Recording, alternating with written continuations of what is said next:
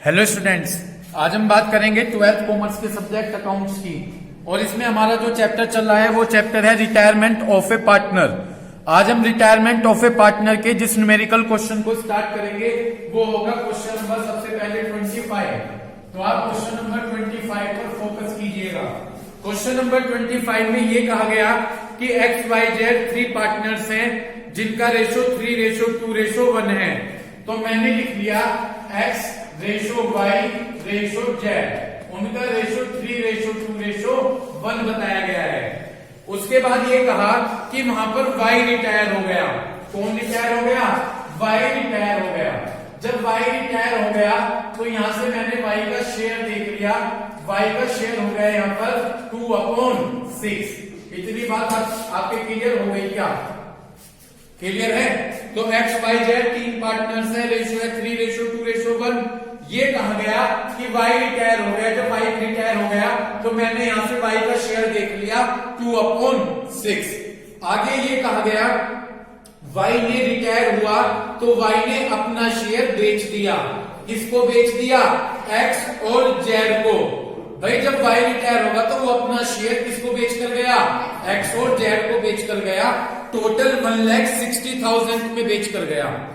तो X और Z को टोटल 1,60,000 में बेच कर गया, जिसमें X ने दिए 1,00,000 रुपए और Z ने दिए 60,000 रुपए। इतनी बात क्लियर हो गई? देखो जब Y गया, Y अपना शेयर किसको बेच कर गया? X और Z को। X को 1,00,000 में बेच कर गया और Z को 60,000 में बेच कर गया। टोटल कितने में बेच कर गया सारी? 160। टोटल 1,60,000 में बेच कर गया। ओके, लेकिन इसमें X को बेच कर गया 1,00,000 में और Y को बेच कर गया 60,000 में। यानी हम यहां पर ये कह सकते हैं कि Y अपना शेयर बेच कर गया और X और Z ने वो शेयर खरीदा। किसका शेयर खरीदा? X और Z ने Y का। किस रेशो में? इसे 20,000 से डिवाइड कर लीजिए, या 20 से नहीं करना चाहते तो ऐसे देखिए 4 0 काट दीजिए। इतनी बात क्लियर हो गई? इधर से 4 0 कट गई और 2 से काट दीजिए 5:3। यानी कहने का मतलब है Y का शेयर X और Z ने किस रेशो में ले लिया? 5:3।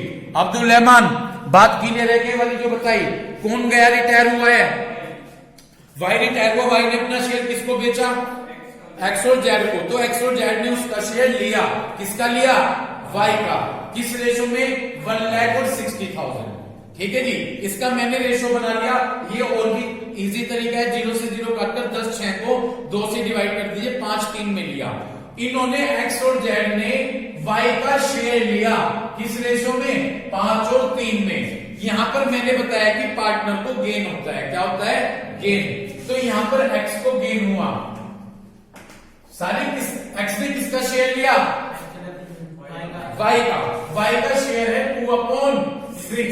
मल्टीप्लाई लिया किस रेशो में? 5/8। ठीक, तो 10/48। तो X को गेन तो हो गया 10/48। उसके बाद Z गेन। फिर वही बात, Z ने किसका शेयर लिया? Y का। 2/6 मल्टीप्लाई 3/8। 6/48 आ गया। कितना आ गया? समझ गए? इतना X को गेन हुआ, इतना Z को गेन हुआ। मैंने बताया कि गेन को उनके ओल्ड शेयर में प्लस कर देते हैं। क्या कर देते हैं? यहां तक तो समझ में आ रही होगी बात। तो ये जो X और Z को गेन हुआ, ये मैं उनके ओल्ड शेयर में प्लस कर दूंगा। तो यहां पर X शेयर, यहां पर सबसे पहले X शेयर। यदि मैं X की बात करूं, X का ओल्ड शेयर 3 2 5 और 1 6, यानी 3/6 प्लस 10/48। ठीक है जी, यहां से मैंने एलसीएम 48 ले लिया। जब 48 लिया, 48 को 6 से डिवाइड किया 8 की 3 में मल्टीप्लाई की 24 प्लस यहां पर 10 एज इट इज। तो 34/48 आ गया। ओके, अब क्या करूं फरहान? अब क्या करूं? सोरे जगह पड़े हुए रजाई मंगवा दूं? अब क्या करा? Z share. ऐसे हो रही जैसे पता नहीं क्या है। Z शेयर जेड का होल शेयर बताओ कितना है 1/6 प्लस यहां से जेड को गेन हुआ 6/48। तो यहां पर मैंने 48 कैल्शियम ले लिया, 48 को 6 से 8 प्लस 6 तो 14/48। इस तरह से मैं यहां पर न्यू रेशो निकालूंगा। मैंने बताया था इस चैप्टर में जो न्यू रेशो निकलेगा रिटायर वाई हुआ, वाई के जाने के बाद कौन बचा एक्स और जेड, तो न्यू रेशो एक्स और जेड में निकलेगा। एक्स का है यहाँ पर 34/48, वाई का है 14/48, यहां से हो गया 34 14 यानी 2 से डिवाइड कर दो 17:7। इतनी बात क्लियर हो गई। ये मैंने अपना न्यू रेशो कैलकुलेट कर लिया। गलत क्लियर है यहां तक। ये न्यू रेशो आ गया 17:7। ये मैंने इसलिए निकाला, मैं कारण भी एक्सप्लेन कर दूं, क्योंकि क्वेश्चन में ये कहा गया कि वाई के रिटायर होने के बाद इतना प्रॉफिट है, तो जब वाई के जाने के बाद कौन बचा एक्स और जेड, तो वो प्रॉफिट एक्स और जेड का दिया गया होगा। इसी कारण से मैंने ही न्यू रेशो कैलकुलेट किया है। कारण समझ गए? पढ़िएगा आगे। एक्स वाई जेड 3 पार्टनर थे, 3-2-1 रेशो है। वाई ने अपना शेयर बेच दिया एक्स और जेड को, ठीक है। प्रॉफिट दे रखा है वाई के रिटायरमेंट के बाद। आ गया ये प्रॉफिट। हाँ भाई रहमान, ये प्रॉफिट वाई के रिटायरमेंट के बाद है, तो किसका है प्रॉफिट एक्स और जेड का। इस कारण से मैंने ये न्यू रेशो निकाला 17 और 7, ताकि इस प्रॉफिट को डिस्ट्रीब्यूट किया जा सके। ओके देखिएगा, एक्स प्रॉफिट, टोटल प्रॉफिट है 2,40,000 मल्टीप्लाई यहां से रेशो एक्स का 17 अपॉन इनका टोटल 24, ठीक है जी। तो 1,70,000 का गया एक्स का प्रॉफिट। उसके बाद जेड प्रॉफिट, जेड का प्रॉफिट कैसे निकालेंगे?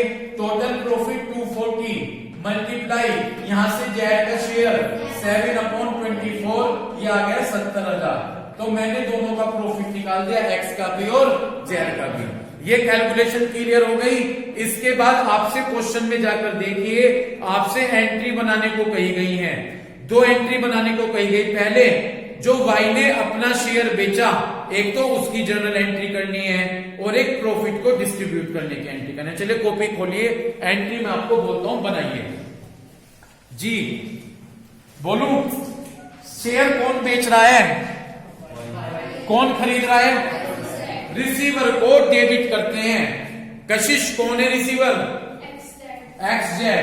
तो एक्स और जेड को डेबिट कर दीजिए। तो एंट्री बनेगी पहले वाली, जो वाई ने अपना शेयर बेचा किसको, तो एक्स और जेड रिसीवर है। तो x capital account debit, x capital account debit, Z capital account debit, और गिवर को क्रेडिट करते हैं। कौन दे रहा है अपना शेयर? तो 2y कैपिटल। तो ये तो पहली एंट्री होगी बेचने की, रिसीवर डेबिट। रिसीवर कौन है? एक्स।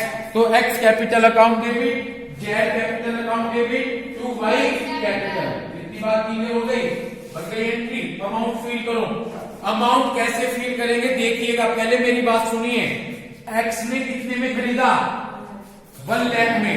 ये रही एक्स ने खरीदा 1 लाख में, एक्स में जाकर 1 लाख फिल कर दे। ओके। जेड ने 60 और टोटल 160। मुझे उम्मीद है पहली एंट्री क्लियर हो गई होगी। और भाई दूसरी एंट्री में बार बार बता रहा कि अपने माइंड में सेट कर लो, यदि असेट्स और लायबिलिटीज का प्रॉफिट और लॉस है तो रिवैल्यूएशन, और यदि पार्टनरशिप का प्रॉफिट है तो P&L एप्रोप्रिएशन। और एक चीज पहले मुझे सुने, प्रॉफिट है, प्रॉफिट को क्रेडिट करते हैं तो पार्टनर्स को क्रेडिट कर देंगे। तो एंट्री बनेगी P&L appropriation account debit. Entry क्या बनेगी?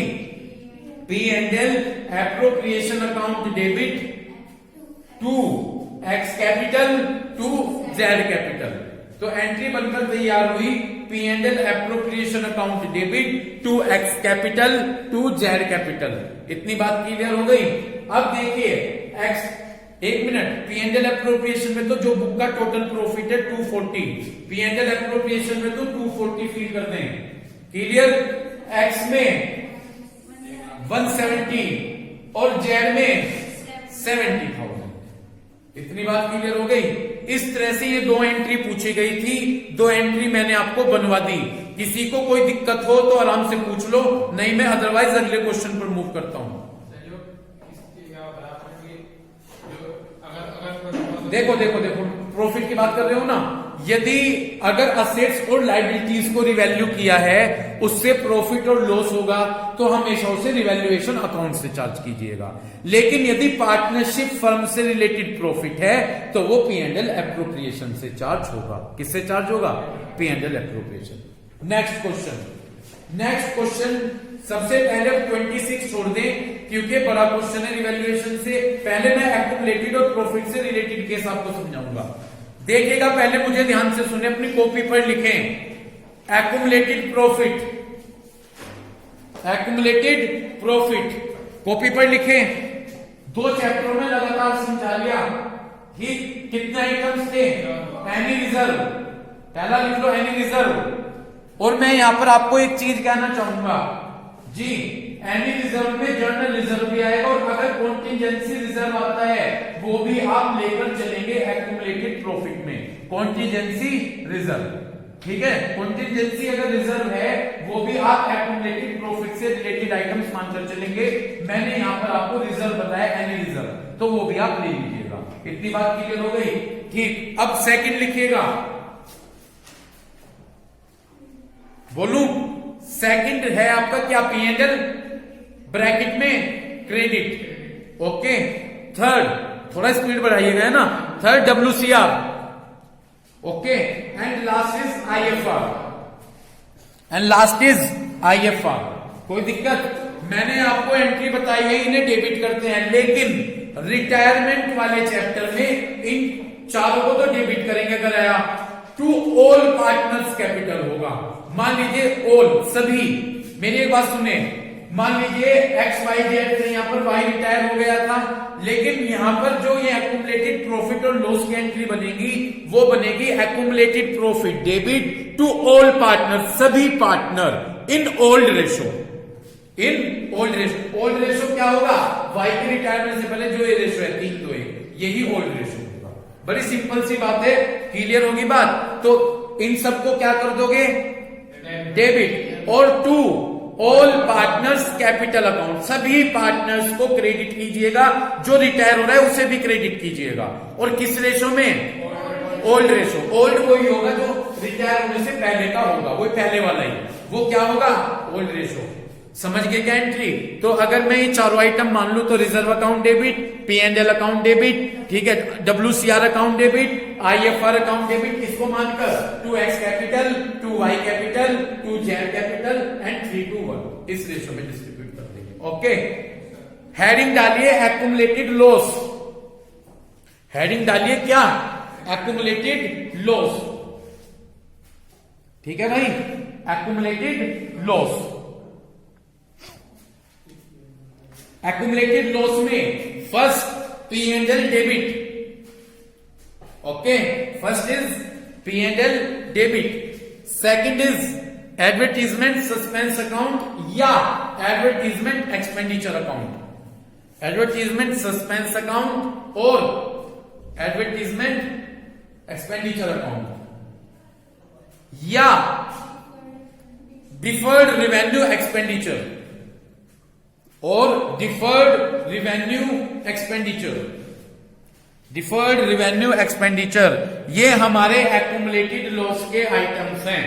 अब यदि इनकी जर्नल एंट्री बनानी हो तो इनकी जर्नल एंट्री किस तरह से बनाओगे?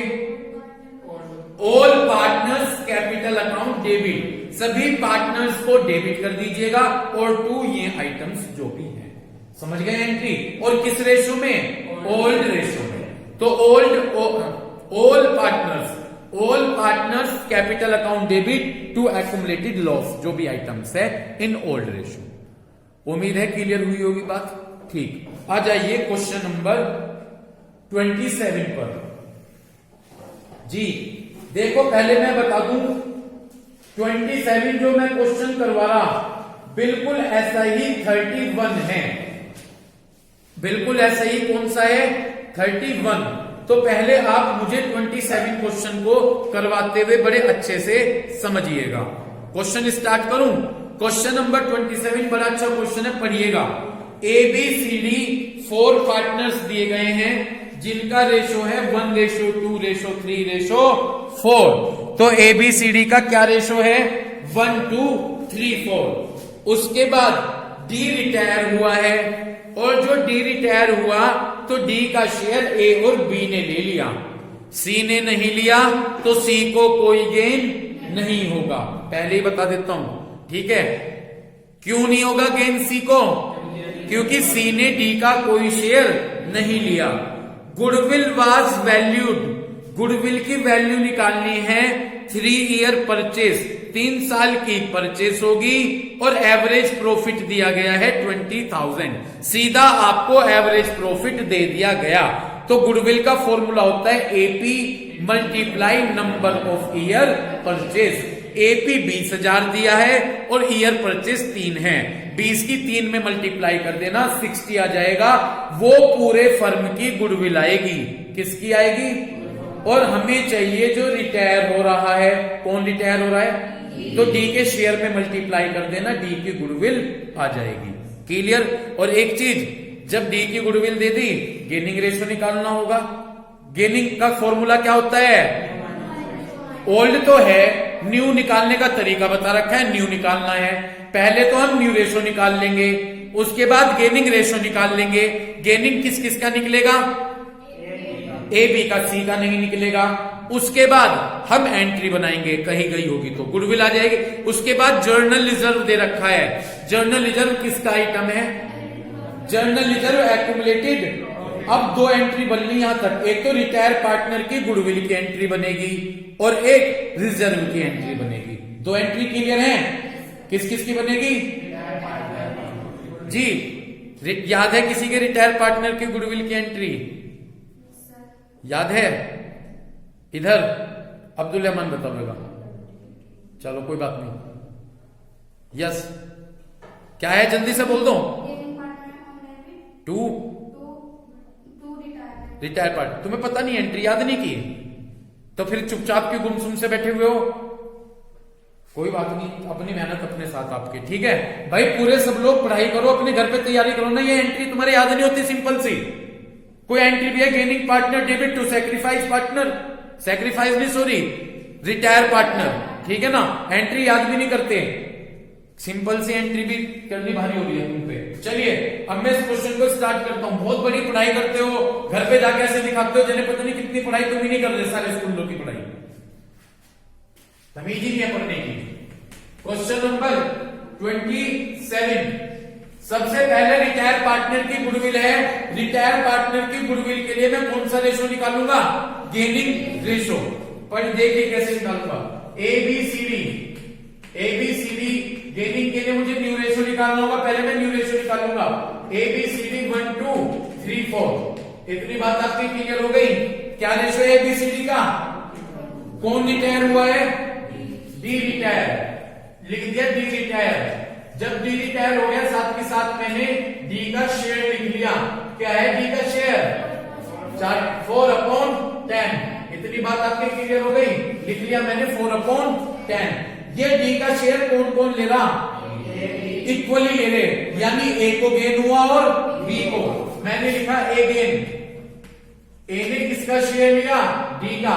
4/10 मल्टीप्लाई 2 ले रहे, A ले रहा और B ले रहा, तो मल्टीप्लाई 1/2, तो 4/20। A को कितना गेन हुआ समझ गए क्या? A ने किसका शेयर लिया? मल्टीप्लाई 2 ले रहे, A और B, तो 1/2 इक्वली ले रहे क्योंकि, तो 1/2 4/20। ऐसे B किसका शेयर ले रहा? D का। 4/10 मल्टीप्लाई 1/2, 4/20 आ गया। कोई दिक्कत? गेन को ये बताया उनके ओल्ड शेयर में प्लस कर लेते हैं। तो यहां पर A शेयर, A का ओल्ड शेयर दिखाई दे रहा, या ये भी दिखाई देना बंद हो रहा? 1/10 प्लस जितना गेन हुआ 4/20। यहां से मैंने 20 एलसीएम ले लिया, 20 को 10 से डिवाइड किया, 2 की 2 + 4, तो 6/20 आ गया। उसके बाद बी शेयर, बी का होल शेयर 2/10 प्लस गेन 4/20, यहां से 20 एलसीएम लिया 4 प्लस 4 8/20। इस तरह से यहां से मैं न्यू रेशो निकाल देता हूं। ये जो न्यू रेशो निकल कर आएगा, ये न्यू रेशो निकल कर आएगा